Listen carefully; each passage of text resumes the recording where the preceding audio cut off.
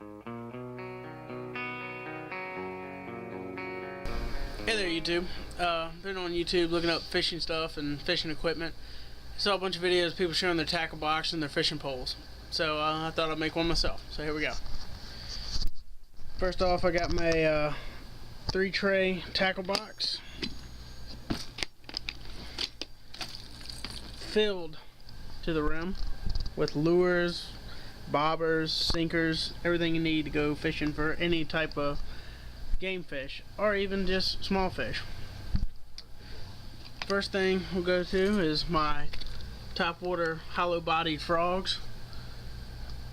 Really nice. I like using those. And then I got my live target hollow mouse. That's a real nice lure, very detailed. You can see the little arms. It's got a tail, 2 little skirts to represent feet. Then I got another topwater frog, with a rattle bait in it. Torpedo, that's really good for pike. Yeah, pike, any real game fish. Spoons, about 6 spinner baits. My favorite one probably be this blue one right here with the double spoons, because I caught my biggest bass off of that one, 4-pound bass. Then got little crankbaits for smaller fish like brim, crappie, and then I got some other small hollow body frogs. They're real good. Do the exact same thing as the bigger ones. And then I got fake. Well, it's not fake, but it's not an actual rattle trap, but it's supposed to represent one. A bigger crawfish crankbait, and then probably most expensive lure in my tackle box would be the Livingston lure. Guess if I get some good shots of this with bass, they'll send me a t-shirt. Hopefully they'll give me more if I sponsor them on YouTube. You got that. It's got a rattle into it. It's got a speaker that actually sends out game brim in distress. And see, when it hits water, it lights up. I'm just holding the right area where it lights up. It's real nice. Expensive as hell though. Then I got one jerk bait. Really not a fan of jerk baits. Not really that. I don't like them. Then I got some topwater poppers. They're real good, especially for bass, especially here in Virginia because our water's real muddy. Small crankbaits, well, small little jerk baits, I guess you can call them. Then I got my Rapala baby bass shallow diver. I like that. It's real nice, real detailed. Another Rapala crankbait. Other rattler baits. And then I just got this one. Haven't had no luck with it yet, but it's another Rapala. It's broke back. That tail moves going through the water. Real nice. Some other small baits. Then I had quite a bit of luck with this one. It's supposed to look like a crawdad. It's got 2 treble hooks on it. It's nice. And then of course I went to the Bass Pro shop during the Bassmaster Northern Opener. Signed up to win a Toyota truck, and I won a lure from Toyota. Pretty cool. I won 2 of them. I didn't win the truck though. Then I got some small other baits just like the Toyota trucks. Then I got a nice big jig bait. Pretty cool. Not all that great. Of course you get the bobbers and the split shots, hooks, just in case you want to go old school. And then I got some of my favorites I got for my birthday from my girlfriend. I got bait saver hooks. These work great for catfishing, any kind of bait that slides off the hook real easy. Bait saver hooks will save you a lot of money and time. Of course I got a bunch of other small hooks.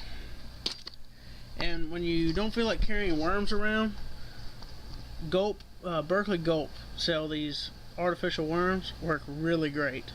Really like these. And when you get a new lure, it smells all plasticky. You can always use the Berkley Power Bait. Put it on any lure.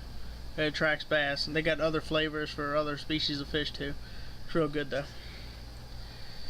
Of course, in Virginia, I don't know about anywhere else, you gotta have your fishing license. These are me and my buddy's fishing license. Keep them in the tackle box at all times. And then you got your saltwater artificial bloodworms. These work great when you're fishing on a pier or just fishing any saltwater. It works real good. Then you got the Berkley gulps. These are good for weedless hooks. I mean, if you want to do weedless, these are real good. They're scent flavored. And then you got some. Then I got some Yum crawdads. These are real cool. You can. These are real good for bass. I mean, that's really all I use those for. And that's about it. I got a. Sorry about that. My camera ran out of memory. I got a Shibichi rig. It's good for catching shad. That's all I really caught with them, shad and maybe a couple small fish. I caught a catfish on one, real small catfish, but nothing really big. And then I got some of these. This is artificial lures. They're real good. Catching bass, like I said. Then I got some more Yum things. Oh, throw it across the room. These are good for weedless. These are real good. They look like little torpedoes. They're almost the same size as my Livingston lure. Not as big, but they do the same thing. And of course, you gotta have your needle nose pliers when fish get that hook too far down in the throat. You gotta get that. I got this for when you're meshing with a fish that have more teeth than necessary.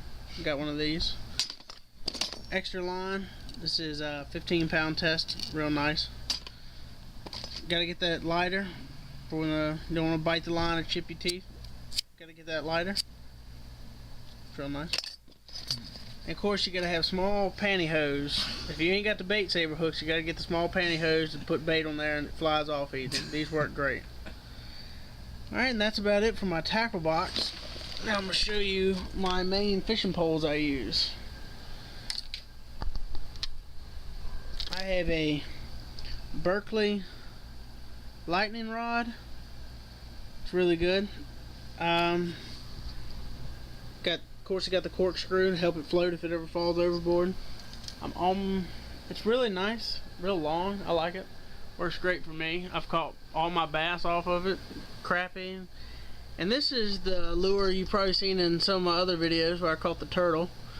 I've caught crappie, small bass, pretty much any small fish you can think of I've caught on this. And then I got my reel, spin reel. I don't like bait casters. I backlash them all the time. You can say what you want, I don't like them.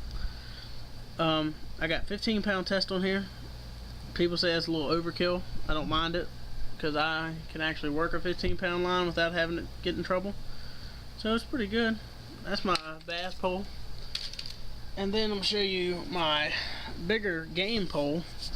It is a pin reel. You see, very nice. It's got 40-pound test on it. Real big grip on the handle. I like it. It is a shorter rod.